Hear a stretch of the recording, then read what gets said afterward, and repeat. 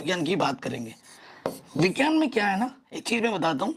देखो आप ऐसे लिखोगे ना, प्रश्नोत्तर संख्या 1, जैसे ये आपने लिखा, कोई भी एक का क है सपोज करो, ठीक है। ये आप हमेशा हेडिंग से ही लिखना है, हेडिंग का मतलब स्केच पेन। और जैसे कोई परिभाषा लिखनी है तो जैसे मुकुलन किसे कहते हैं, या संयोजन अभिक्रिया, ये संयोजन जो आपने लिखा है इसको काले पेन से लिखो, संयोजन अभिक्रिया। और एक टिप्स और देना चाहूंगा विज्ञान में, ठीक है, आप लिख रहे हो इसको काले पेन से लिखो, ठीक है। अभिक्रिया कुछ भी पूछे, चित्र बनाओ अगर बन सकता है, ठीक है। चित्र आपको पेंसिल से बनाना है और पेंसिल के अंदर आप कलरफुल पेंसिल ले सकते हैं जिसको नामांकन करना है, ये जो ध्यान रखिएगा। और आपसे भले ही उदाहरण पूछे या ना पूछे, उदाहरण जरूर देना है, रिएक्शन जरूर लिखनी है, ठीक है। और क्वेश्चन को प्रॉपर वे में करना, जैसे भौतिक विज्ञान के प्रश्न मैथमेटिक्स वे में होंगे, ठीक है। चित्रों का सही सही उपयोग कीजिए और अच्छे से लिखिए।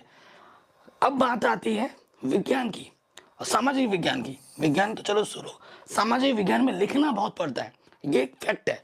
हर विषय की तो तुलना कीजिए सामाजिक विज्ञान से, तो सामाजिक विज्ञान में आपको लिखना बहुत पड़ेगा।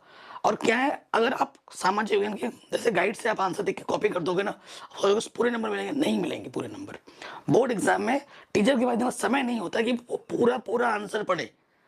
तो उस चीज को ध्यान में रखते हुए आपको एक पर्सनल चीज बताने वाला हूँ। इससे बड़े बड़े छोटे छोटे एक नंबर के क्वेश्चन है, उसमें तो टू द पॉइंट लिखना ही पड़ेगा, वो तो टीचर पढ़ते ही पढ़ते, एक लाइन दो लाइन में जो आंसर होते हैं एक नंबर वाले, उसको भूल जाओ। मैं बात कर रहा हूँ 3 नंबर 4 नंबर 6 नंबर वाले प्रश्न जो बड़े बड़े होते हैं ना, उनमें उनकी बात कर रहा हूँ। जैसे अब कोई भी प्रश्न होगा, ठीक है ना, प्रश्न उत्तर संख्या आपने लिख दी, और जो भी आपका उत्तर है उसका कोशिश करो मेन हेडिंग बना दो आप। जो भी आपका, जैसे सविनय अवज्ञा आंदोलन आ गया, ठीक है, आपने यहाँ लिख दिया सविनय अवज्ञा आंदोलन, ठीक है। उसके बाद हो सके तो उस पर क्या क्या कारण है, बुक इसके 3-4 टॉपिक बना दो, 1 2 3, ठीक है, और टॉपिक को लिख दो यहाँ पर। ये बेस्ट तरीका होता है सामाजिक विज्ञान में नंबर खींचने का।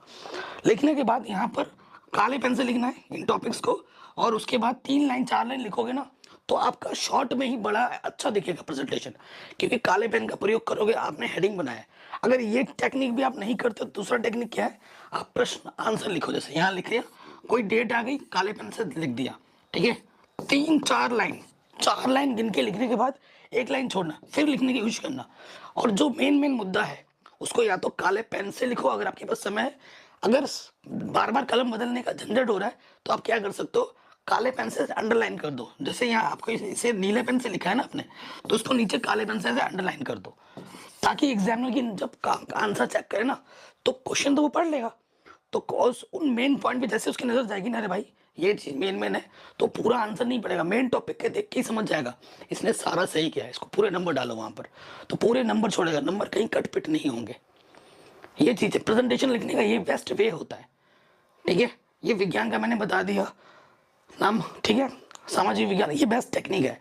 और उसके बाद अंग्रेजी में तो एक तरीका होता है, प्रॉपर वे होता है, ठीक है ना। क्वेश्चन आंसर याद करके जाओ, स्पेलिंग मिस्टेक्स नहीं होनी चाहिए, राइटिंग पे ध्यान देना चाहिए, प्रेजेंटेशन पे ध्यान देना चाहिए। इन चीजों को करोगे तो ही आप बोर्ड एग्जाम में अच्छा नंबर खींच पाओगे। अच्छी प्रेजेंटेशन, अच्छी राइटिंग पे जो आए उसको पहले करो, ठीक है। ज्यादा घिसना नहीं है, जितना पूछा जाए उतना ही करो। इन चीजों को फॉलो करोगे तभी एग्जामिनर पूरे नंबर देता है। और क्वेश्चन को भी छोड़ो मत, ये एक चीज मैं बताना चाहता हूँ, कुछ लिखोगे कुछ नंबर जरूर मिलेंगे, कुछ नहीं